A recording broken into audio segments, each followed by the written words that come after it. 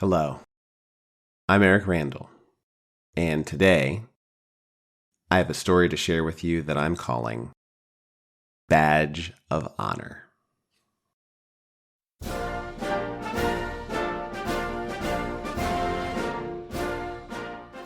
A few days ago, Donald Trump won the presidency.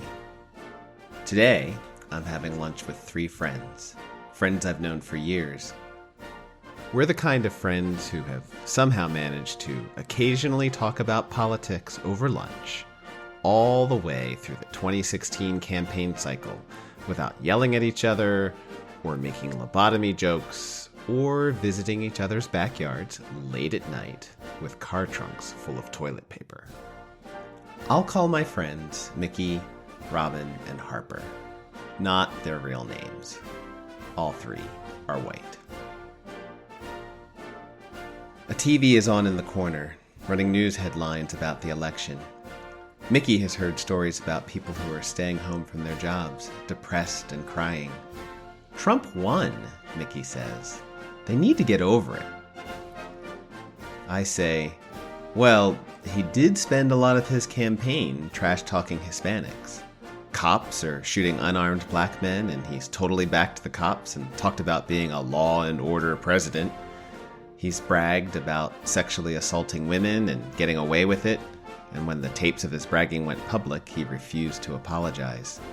He wants to ban Muslims from coming into the country. You have to understand, now that he's won, a lot of people are very worried about what's going to happen to this country once he takes office. Then Robin says, we need to ban Muslims from coming into the country. They could be terrorists, and we need to get the border under control so we can be safe. I'm surprised. I say, whoa, wait a minute. I want safety too, but you can't just take an entire group of people, like Muslims, and ban them from the country. That's the same kind of thinking we used during World War II to round up 100,000 Japanese Americans and put them in internment camps. And then Mickey says, if putting 100,000 Japanese Americans in internment camps is what it takes to keep me and my family safe, I've got no problem with that. And if that makes me a racist, then that's a label I'll wear as a badge of honor. I am a black man who has spent a lifetime surrounded by white classmates and white coworkers, white teachers and white bosses, white folks at church, white neighbors, white friends like Mickey and Robin and Harper. I am 43 years old, and today, for the very first time, white people are saying these kinds of things to my face. Because they're my friends, and their comments aren't directed at me, I'm not Muslim or Japanese, and because I'm in shock, my mind goes into a kind of instant denial. White people are saying these kinds of things sounds so much nicer than when I say it plain and ugly. For the very first time in my life, white people, friends with whom I felt perfectly safe 60 seconds ago, are making scary, bigoted comments to my face without batting an eye. When the fist slams into my right eye, I'm not expecting it. And boy, does it hurt. Stupidly, I think, wait a minute, he's hitting me in the face? I see stars on that side, but not much else. I back up, raising my fists to protect my head. Something I probably should have been doing all along. But my parents split up when I was 5, and these last 8 years, I've lived with my mom, and she hasn't taught me how to fight. So I have no clue what I'm doing. There's a whole group of kids standing off to the side, watching. One of them is holding my glasses and book bag, but that's all the help I'm getting today. They've been waiting for this. As we were getting off the bus at school this morning, the bully tripped me in front of everybody and then announced, We're gonna fight today. After school. Bus stop. I've had all day to feel sick to my stomach, to fantasize about pulling off some sort of escape plan, to dread the final bell when we would file outside and the school bus would take us from Cedarbrook Junior High School back to the corner of Mather and Wagner in Linwood Gardens, the apartment complex where I've lived since I was 5 years old.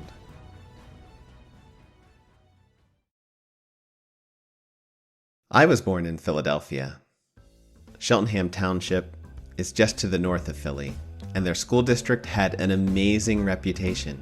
Graduates from the high school went on to college in great numbers, and teachers happily worked for years as substitutes just to have the chance to get a full-time position.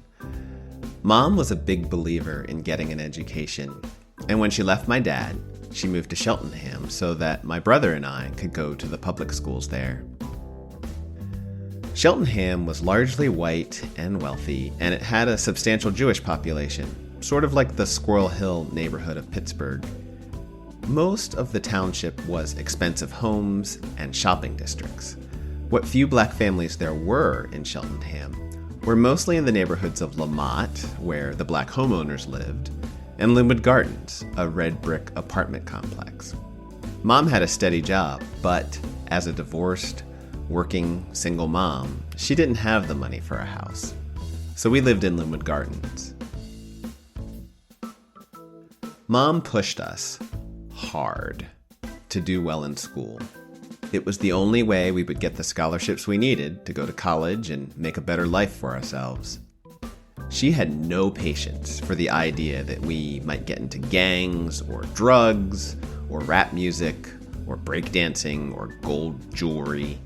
In the 1970s, good Catholics simply did not divorce their husbands. I think she probably had a bit of a chip on her shoulder. She was going to prove to her parents, her ex-husband, her ex-in-laws, the church, the world, that she could work and raise 2 boys on her own, and everything would turn out fine. Her way of doing that was to be a strict parent, to control everything. She could be very high-strung. She knew how to yell, how to cuss, how to use the hairbrush when we got out of line. She was neither abusive nor a bad mother, and I did love her. But she was carrying a heavy load, she had high expectations, and if you were her kid, you did not cross her. I locked the deadbolt when I got home. I did my chores every Saturday. I made heavy use of my library card, and I got good grades in school. Cheltenham had 4 elementary schools, which fed into a single middle school, followed by junior high and high school. Middle school was where they started splitting us into 3 tracks: general, and then academic, and for the top students, honors. I was in the honors classes. They had tons of white kids, a few Asians. Often, I was the only black person in my classroom. So far as I can remember, I never experienced racism at the hands of my white classmates and teachers. Not a single incident. They accepted me for who I was, encouraged and praised me in my schooling, became my friends. This was a pattern that would continue through my college years and my professional career. White folks all around me. I'm generally treated very well. So many white folks, in fact, that people of color were rare. The black folks I'd meet would be so happy to see any other black person that they would embrace me. Invitations to church, a seat at the card table during lunch, group emails starting with all caps greetings declaring, "Good morning, beautiful kings and queens." Honestly, it took me a while to get used to, because when I was a kid, it was way different. Some of the other black kids in school and in my neighborhood would bully or tease me. They told me I was acting white, and sometimes they would beat me up, or drag me through the leaves, or slap me in the face, or say mean things when they passed me, make fun of me for having white friends. I hated them. A sunny afternoon at Mather and Wagner, a silent, watching cluster of kids, just about every single one from our stop. I'm in the 8th grade, the grass, and serious trouble. Fists up. I can only see on the one side, and I'm stalling, waiting for my eyesight to come back. The bully is 10 or 15 feet in front of me, underneath the branches of the tree behind him. He looks really confident, like he does this all the time. My last school fight was in 4th grade. It was over in less than 30 seconds. She punched me in the chest or the stomach. I brought my fist down on top of her head. The teacher broke it up. As punishment, we were forced to miss recess and sit quietly in the classroom. The next day, life went on like nothing had happened. Her name had been Danielle. The bully's name is Dwight. Dwight lives up the street. He's been taunting me, hitting me for a few days now. I've never done anything to him. He has no reason to mess with me other than he can. It's terrible and it's humiliating. Dwight isn't bigger than me. He's a thin kid. The worst thing though, he's in 7th grade. I'm getting picked on, tripped at school, beaten up by a skinny kid who's a grade below me. He doesn't have some gang of thugs to hold me down either. He's making me look weak and pitiful all by himself. And nobody's stopping him. Not the people who saw him trip me this morning, not the bus driver who took off as soon as we got off at Mather and Wagner, and not a single one of the silent kids who are watching us. I am pathetic. Dwight is black. Most of the kids watching us are too. And this is the part I hate. When I'm with these black kids, I'm not safe. Here at the bus stop, one will beat me up just for fun, and the rest of them will just watch. I can't be like them, and they can't let me be different. As my right eye comes back into focus, it hits me that there is no way I'm going to win.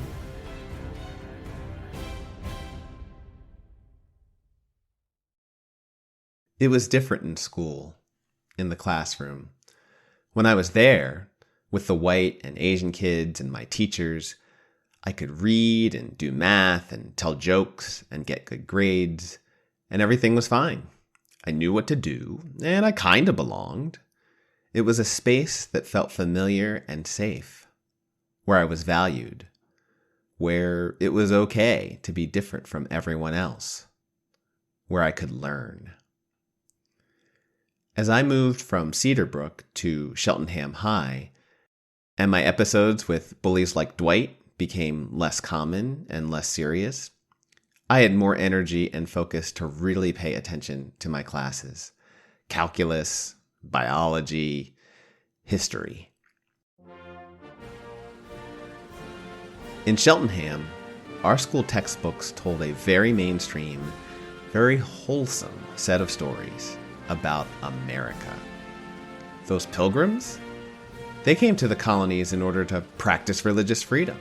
And the founding fathers put freedom of religion right into the Constitution.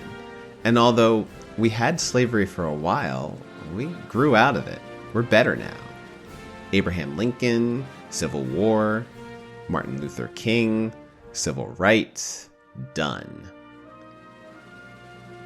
I read those textbooks and I believed them. And so I believe that in the world of grown-up America, the color of your skin didn't matter, and that we respected people's rights to worship God however they wanted. Because in school, we always talked about widespread racism and discrimination as things that happened in the past. It was enough for me to believe that racism was something you'd only find in the history books and maybe among fringe folks in the Deep South.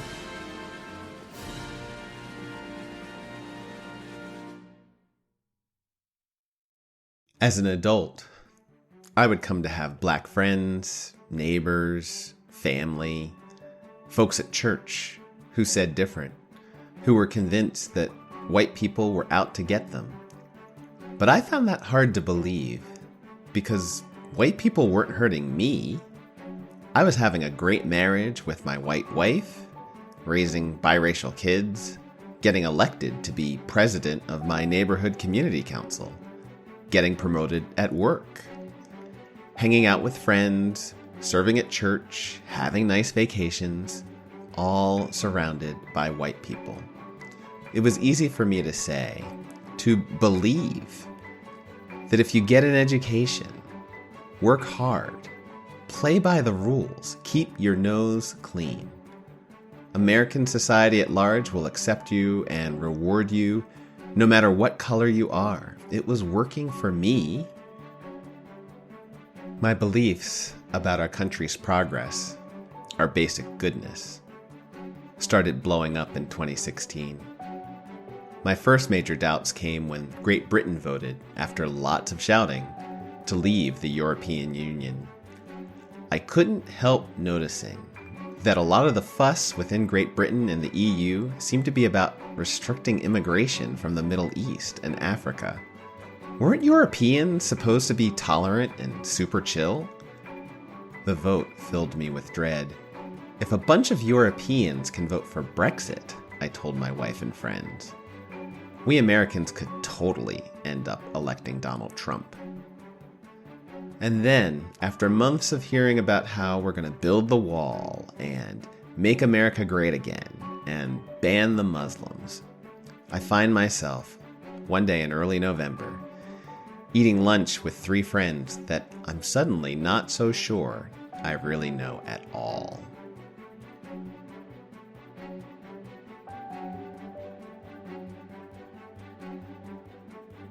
My first reaction to Mickey's statement about internment camps is shock and disbelief. Mickey didn't say that. Mickey couldn't have said that. It's 2016. We are better than this. Next, I feel angry and upset. In the moment, I can't articulate exactly why, but in the days that follow, as I replay this conversation in my head over and over, it will become clear to me.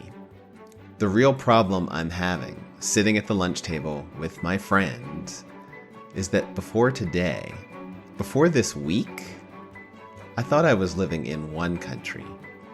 But now it's becoming clear that I've actually been living in a totally different country. One I've been mostly blind to. The thing is, Robin and Mickey aren't fringy. They are educated, articulate professionals with spouses and kids and nice houses and white-collar jobs. And the reason that the TV in the corner is showing images of a smiling president-elect Donald Trump is that tens of millions of American voters feel just like Mickey and Robin do. That Donald Trump is our best option, and if he comes with banning Muslims and kicking out Mexicans, is no big deal. The idea that those other people don't belong here is not a problem. It's nothing to be ashamed of. It's not un-American. It's not going to stop you from getting enough votes to become the most powerful person on Earth.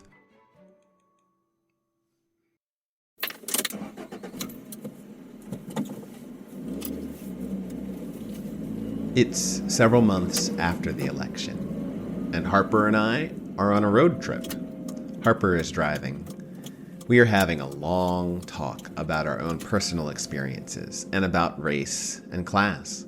While in college, Harper used to live in an apartment in a not-so-great part of town and kept a gun for personal protection in case somebody tried to break down the door and get in. Later, I am talking about how black people in America tend to get arrested more often, convicted more often, sentenced more harshly than white people for the same basic crimes. Harper says to me, "Black people just need to trust the system." My immediate response is that Black people can't always afford to trust the system because it doesn't work for them. What I will recognize only later is the double standard running across our entire conversation. If somebody's trying to break into your house, there's a system to deal with that too. You call 911.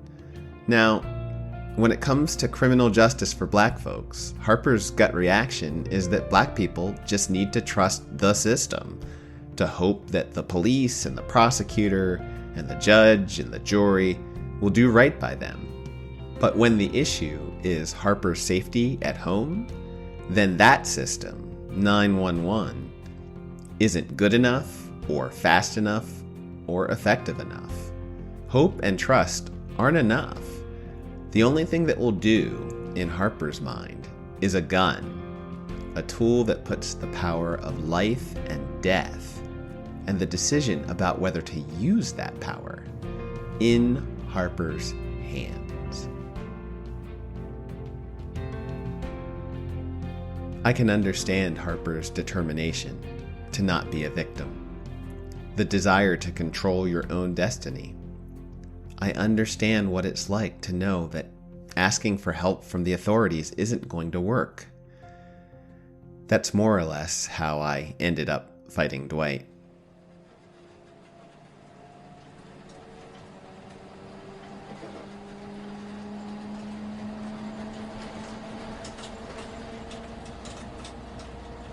I'm on the school bus, riding home. In just a few minutes, we're going to stop on Mather Way at the corner with Wagner. When the driver pulls away, Dwight is going to beat me up. I'm running out of time. I haven't asked my friends for help. I didn't tell any of the teachers at school. I didn't go to the school office earlier today to call my mom. My last chance is to go up front and ask the bus driver to do something, anything, to stop this. It's never going to happen. The driver, my teachers, my mom, they're adults. They live in a whole different world.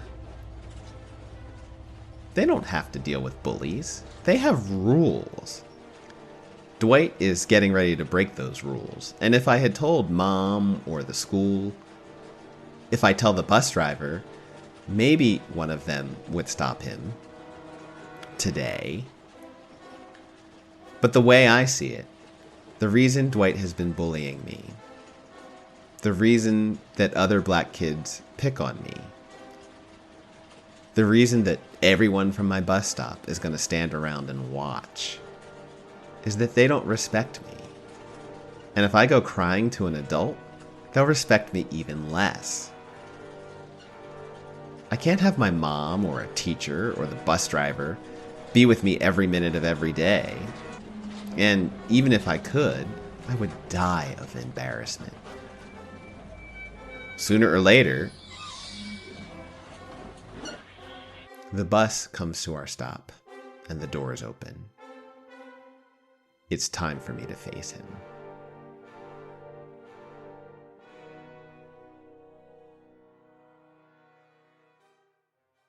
I don't feel ready for this. But if I don't do it, things are never going to get any better. I am heading towards a visit with Mickey to follow up on the conversation we had several weeks ago at lunch. I just can't let go of Mickey's comments about being okay with putting 100,000 Japanese Americans in internment camps.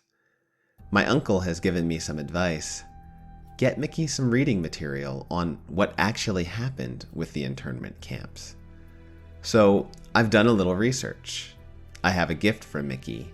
I've printed out a copy of an article from Wikipedia.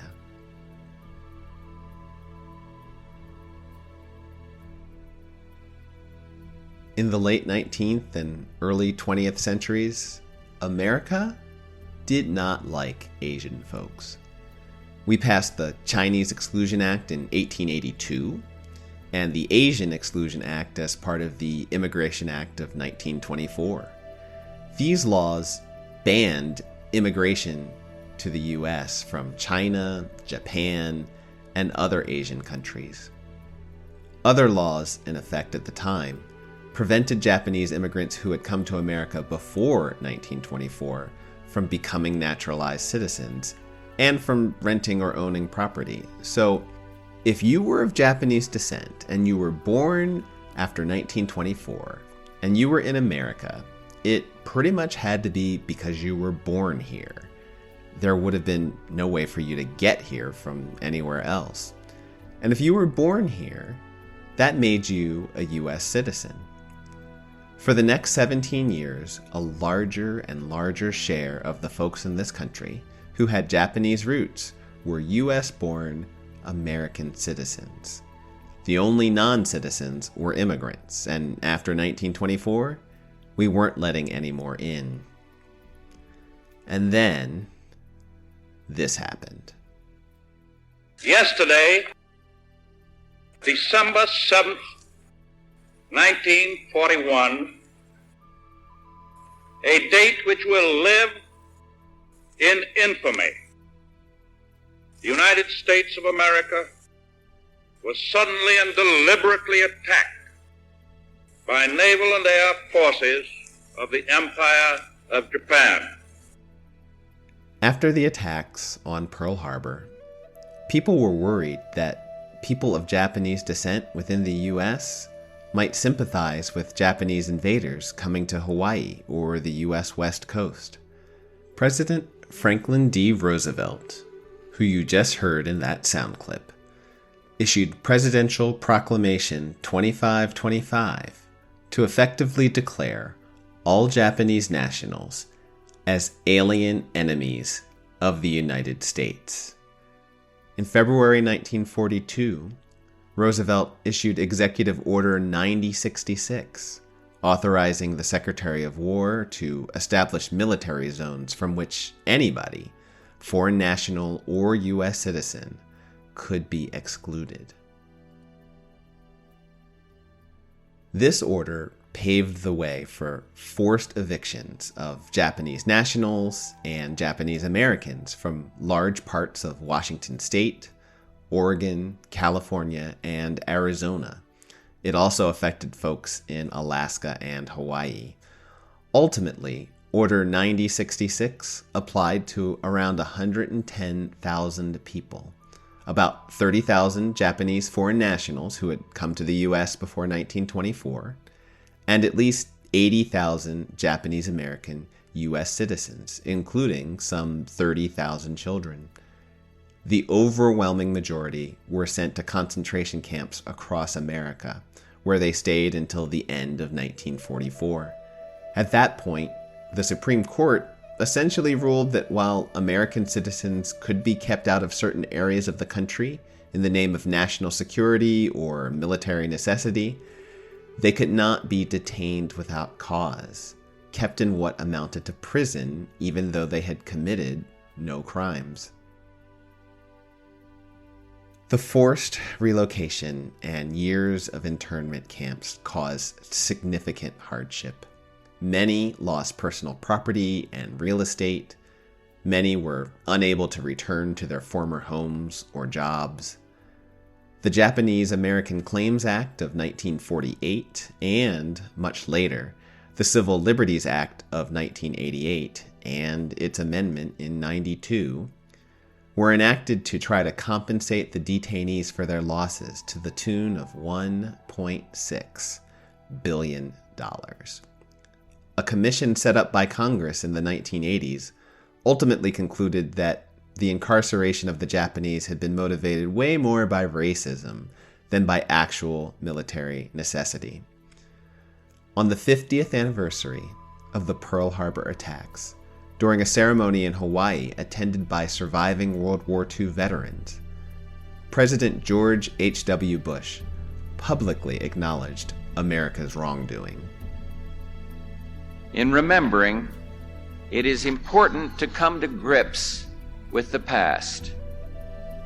No nation can fully understand itself or find its place in the world if it does not look with clear eyes at all the glories and disgraces, too, of the past. We in the United States acknowledge such an injustice in our own history. The internment of Americans of Japanese ancestry was a great injustice, and it'll never be repeated. I am a black man, but for my entire education and career in my church and my neighborhood, I've been surrounded by white people, and I've assimilated. I assimilated hard.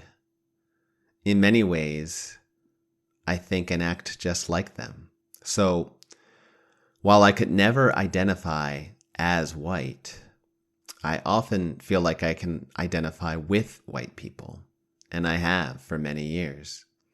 I even tend, as many white people do, to find black strangers, especially men, intimidating, largely because of my childhood experiences with Dwight and others like him.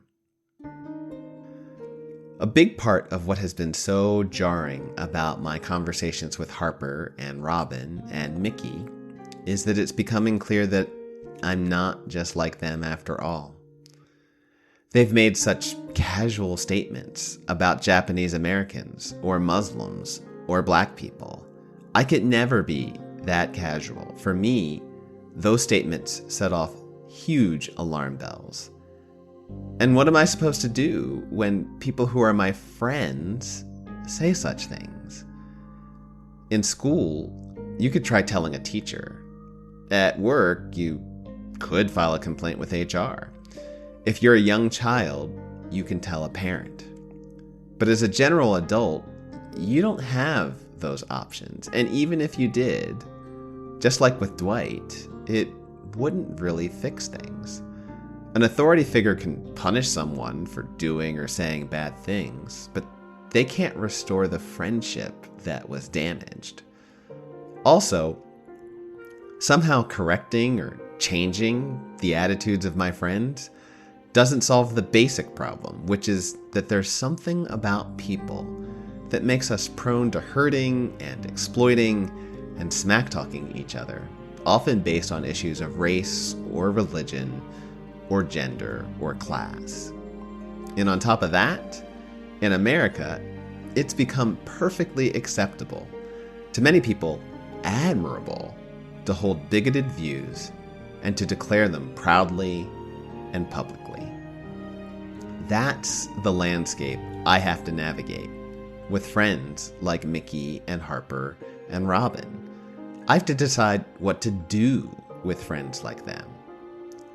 I could walk away because they support views I don't agree with, or because they're white and they don't understand how it feels to know that when you're not white, America can be a scary place, a place where powerful people have no problem with using the machinery of government to put you and people just like you in your place.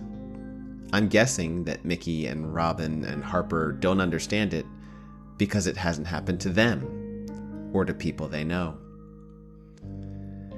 And trying to make them understand sucks.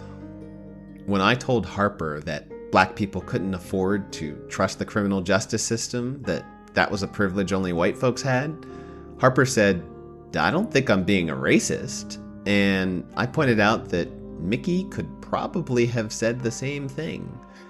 Mickey, meanwhile, did read the Wikipedia article and later conceded to me that the internment camps weren't necessary after all. Both of those conversations were awkward and painful.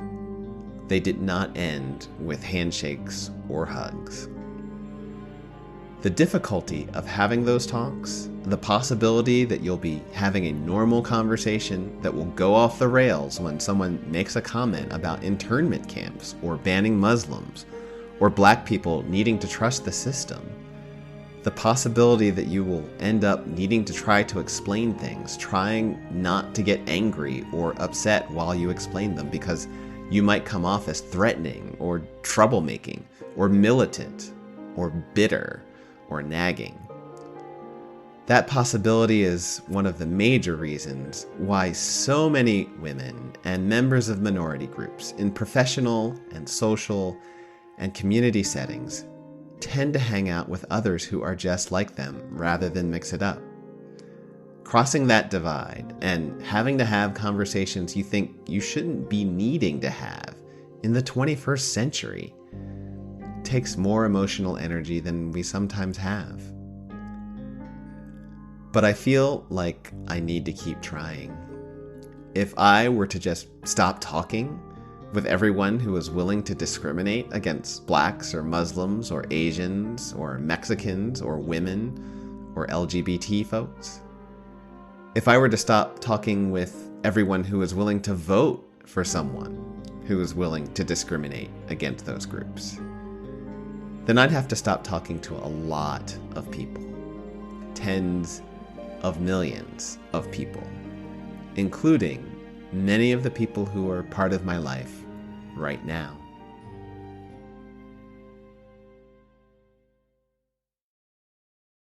I have a confession to make. The more I think about all of this, the dumber I feel. Imagine you're living in Europe 500 or 600 years ago. Your life might not be great, but at least you live in or near a village or town of some kind. You hear rumors about a land far, far to the west, across an ocean that would take you weeks to cross by boat at the peril of your life. There are no towns or roads or buildings as you know them in this new place. There may be tribes of people who already live there, but they look different, don't speak your language, could be hostile, especially if they see you as coming uninvited into their space. At best, it is thousands and thousands of miles away from where you've lived your whole life. Everything and everyone you've ever known. So, which story is most believable? The one where, after working until sundown almost every day to get just enough to feed your family, you have enough time and energy to think about how dissatisfied you are with how controlling the church is, that you'd be able to more freely worship God on some completely different continent, and so you're going to get on a boat and leave your entire life behind? Or the story where you'd take that trip because this new continent is a place where you could grab some land, take its resources, and get rich far faster than you could ever get in a lifetime of staying here. And if you need to push the tribes off of that new land and kidnap a bunch of other people to make them work the land for free in order to make the economy work, your government has no problem with that, and you're willing to go along with it because it isn't hurting you. Or, door number 3, the version of the story where you were going over to the New World not because you really wanted to, but because you were buried in debt or chained up in prison. And exile to this new place was your only real chance to start over. The one where your home country was actually pretty happy to get rid of you. I know one thing for sure. When I was growing up in Cheltenham, the version of the story that I heard most often was the one that America could tell and feel good about itself.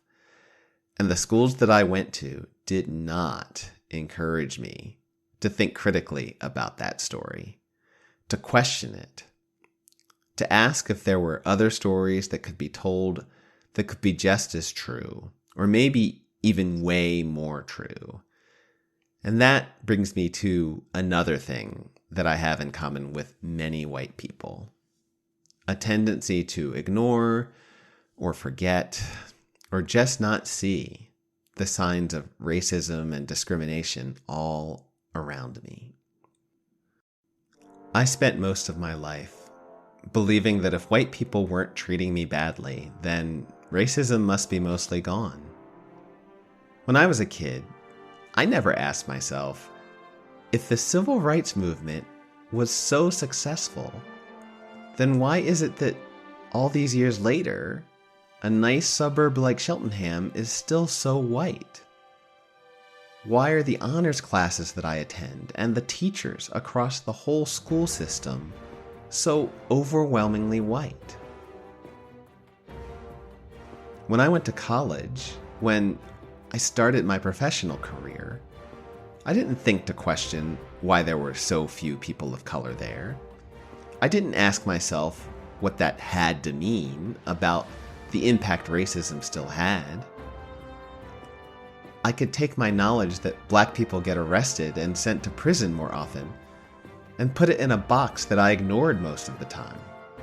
I could take the 3 times I've been pulled over by the cops, even though I never really speed, never drive drunk, and the fact that I had no idea each time what reason they were going to give for pulling me over, and shove those into the basement of my brain, and still say we don't have a widespread problem with racism. Even though the last time I got pulled over, in broad daylight on my way home from work, I was in a panic, pulling my wallet and cell phone out of my pockets, and getting the registration and proof of insurance out of the glove box, and trying to hurry up and get it all done before the cop walked up to my window, because I didn't want there to be any reason for me to reach for anything in a way where the cop wouldn't be able to see my hands and what was in them at all times. It is so difficult for me to say these words because it's exercising a set of muscles that I haven't used for most of my life. Because I don't want to see the ugly. I don't want to think about how, for most of my life, I've assumed that black strangers are dangerous, and that was wrong. I don't want to think about how, for most of my life, I've assumed that white people are safe, and that was wrong too. I don't want to deal with the knowledge that I've been wrong, the knowledge that I'm not safe, and how that knowledge tears me up inside. I don't want to think about Native Americans before colonists got here, or Japanese Americans during World War II, or Muslims in America after 9/11, or Hispanic asylum seekers in 2016. I don't want to think about the Pulse nightclub dancers or the Asian women shot in Atlanta. I don't want to think about George Floyd, who was born when I was 10 weeks old, and wonder, am I next? What would it take for the people around me to turn on me? How close to the edge are we? I don't want to know the answers to those questions because I can only ever get those answers when it's already too late. I've got a lot of catching up to do. We all do. We need to be telling ourselves better, truer stories, asking ourselves harder questions, holding smarter conversations. And those conversations, those questions, those stories won't be as feel good as many of us are used to.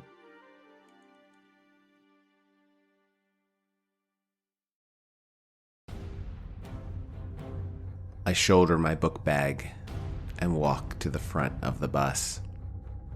The walk takes forever. The walk takes no time at all. I step out of the bus into a bright and sunny afternoon at the corner of Mather and Wagner in Linwood Gardens. In front of me, there's a courtyard with a few dozen red brick apartments surrounding it. But there don't seem to be any people at the doors or windows or anywhere on the sidewalks. No adults who are going to care or even notice. They're all still at work or maybe inside watching TV.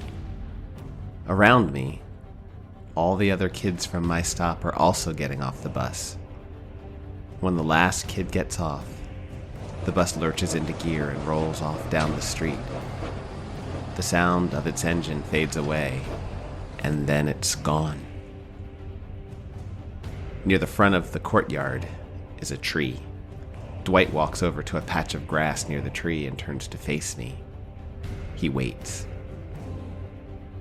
Most of the kids from the bus are gathered in a cluster on the sidewalk. They are looking at Dwight. They are looking at me. If any of them are talking, I don't notice what they're saying. I hand my book bag and glasses to one of the kids. I don't want my glasses to get broken, but without them, I can't see too good for very far. The kids on the sidewalk become a blur. Dwight and the tree get fuzzy around the edges. I step out onto the grass. I can't believe this is happening. I am alone, and I am about to get beat up. When it starts, I charge. In the first few seconds, I throw everything I have at Dwight, punching his stomach and chest, driving him back towards the tree. In the next minute, he drives me back, getting in several good hits, including one to my right eye, blurring my vision.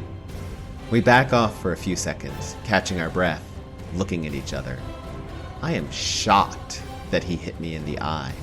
Somehow, it doesn't seem fair. Aren't we supposed to keep it below the neck? I have no idea what I'm doing. I am dead meat. The kids are all watching us. Nobody says a word. I stand there. My eyesight is slowly returning. My hands are letting me know that I just punched Dwight several times. My face is stinging. My mind has room for exactly 3 thoughts. This is really dumb. And it hurts. And I don't want to do it anymore.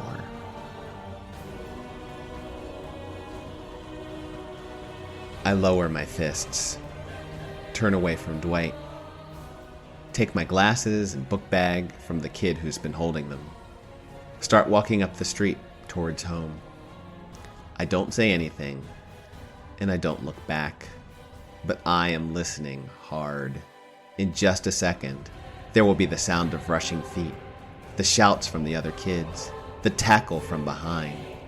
The sidewalk's gonna scrape me up real good. It never happens.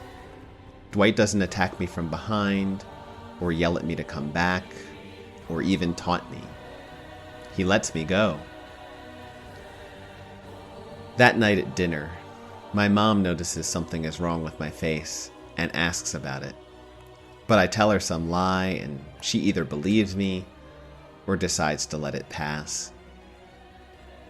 The next day, there are no incidents at the bus stop or at school. Dwight leaves me alone. It seems that my willingness to fight has earned me just enough respect to pass. The following year, I move on to high school, and he is still at Cedarbrook.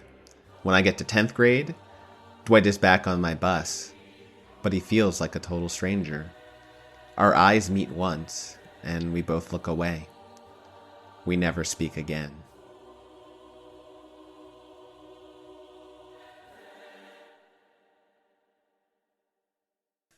Mickey's and Robin's comments ate away at my soul for years.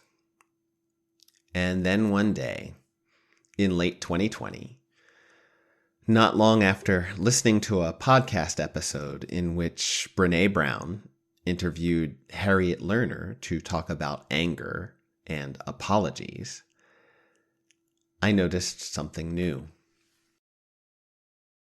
When Mickey made that statement about Japanese Americans and internment camps and the badge of honor, what immediately triggered me was the injustice to an ethnic minority group and the racism lurking behind Mickey's words. But the new thought I had was that I could take a step back and imagine a more general statement, substituting some different words for the ones that Mickey actually used. The general statement would be something like this: if doing XYZ is what it takes to keep me and my family safe, I've got no problem with that. And if that makes me less than perfect in other people's eyes, then that's a label I'll wear as a badge of honor. When I look at this new statement, what I see is someone saying this: my own safety, my spouse's safety, my kids' safety is the most important thing in the world to me. I'd do anything for my family. I'm willing to go to extremes. And if other people don't like that, tough. I need to be very clear. It's just wrong to use fears about your own family's safety to justify hurting people who are minding their own business, especially when you're hurting tens or hundreds of thousands of people. But at the same time, I can understand how powerful the instinct to help your loved ones is. I think of all the times I've dealt with doctors, emergency rooms, school teachers, lawyers, in order to help out my family. The times I've shelled out huge sums of cash, made impossible phone calls, stayed up all night long, cleaned up disgusting messes, driven for hours and hours on the turnpike. The times I've given up things that were precious to me, begged someone to let this one slide. Who hasn't gone a little bit crazy trying to do right by their family? Who hasn't given beyond any measure of common sense? Thinking about it like that actually knocks down my outrage just enough for me to see a bit more clearly. Mickey and Robin seem far more human, far more vulnerable to me now, and it makes me curious, gives me questions I want to ask. What is it about Japanese Americans or Muslims that makes you feel like you'd be safer if we locked them all up or kept them all out of our country? Just because you might feel uncomfortable around them, does that mean you're actually not safe? What kinds of protections do you think should be given to families that don't look just like yours? If you, for whatever reason, make me feel unsafe, what do you think should be done about that? When I slow down, I ask myself where all this fear is coming from. Why people are telling us that we should be afraid. How we could learn to live in the kind of community where we could be together without refusing to see each other. When I slow down, I can more easily see and remember how much I wanted to believe that the criminal justice system worked fairly. How devastated I've been over my lifetime to discover that the people running my family, my company, my church, my country, were real human beings who didn't always get it right. Letting go of the certainty I used to have was painful, and it didn't come quickly or cheaply. And so I can empathize with Harper, who is trying to be safe and preserve a little bit of order in a world where people commit crimes. When we slow down, I can see you. You can see me. And in that slowed down space, we have room to breathe and to talk, to hear each other, our lives and loves, our hopes and fears, our scars from the past, our dreams for the future. And so, I really want to know, what would it take for us to slow down and look each other in the eye, to talk together?